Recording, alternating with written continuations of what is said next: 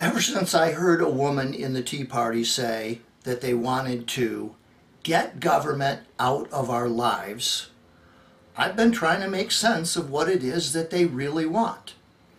I think that this is especially important now that the Tea Party has a candidate for vice president. And the truth is that Paul Ryan is the face of the Tea Party. So they want to get government out of our lives. What do they mean, and what aspects of government do we want out of our lives? The Food and Drug Administration? The Department of Agriculture? The Environmental Protection Agency? Social Security? Medicare? Do they want to get safety standards for automobiles out of our lives? How about border protection? Roads? Electrical grids? Do they know how much government actually does make our lives livable?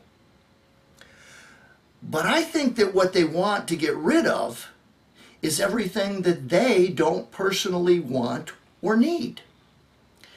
It does seem that many of them have no empathy for those who are suffering, indigent, poor. But I don't think that that's the kind of country that most Americans want to live in. A kind of country that doesn't have any empathy, care, or understanding for those who may need a little help. The Tea Party also does not want to compromise. In fact, this was a big issue last year in the debt crisis. It led to the politics of brinksmanship. They were holding the federal government hostage because they were not going to compromise. Now, sticking to your guns, as the young guns of Paul Ryan's day are called, may be one thing, but without compromise, we don't have a democracy. Democracy is founded upon the principle of compromise. Let's put it this way. How would you like to live in a democracy where 51% of the people could deny rights to the other 49%? You may think that you like this if you're in the 51%, but with a 2% switch, now you don't like it so much. In fact, that's not a democracy. That's a tyranny. We can call it tyranny of the majority because that's what political scientists call it. But without compromise, there is no democracy. There is simply tyranny of the majority. They want government out of our lives. How are we going to pay for military equipment? Do they realize that it was government-funded industry? NASA, which got us some of our great technology, it was government funds that got us to the moon? I've been to some of the Tea Party websites. They say that they were formed for the express purposes of no more bailouts.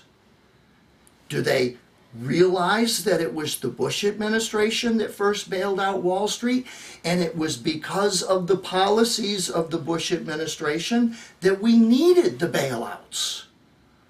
I wasn't for the bailouts, except for the fact that the economy would have collapsed much worse.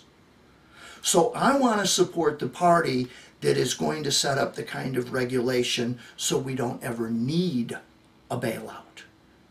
Because if we do need a bailout and we don't do it, we're going to get into what happened in the Great Depression.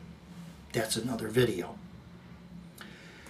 They say that they were formed for the express purpose of financial responsibility and limited government. But they didn't say a thing when Bush was cutting taxes for millionaires and spending record amounts in 2 wars. As a matter of fact, the Tea Party was formed the very day that Barack Obama was inaugurated into office. So they want government out of our lives. They want a very limited government.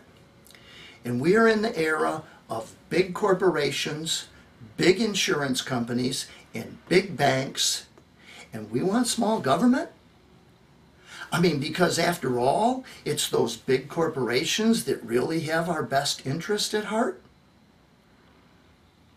I think we should think about the Tea Party agenda and get clear on whether or not that's the agenda we want for our country, especially now that we've got a vice president who has a budget that the Tea Party loves. In the next video, I'm going to cut right to the heart of the libertarian agenda, even though it really doesn't have a heart. But you can find this issue and more at advocatingdemocracy.com.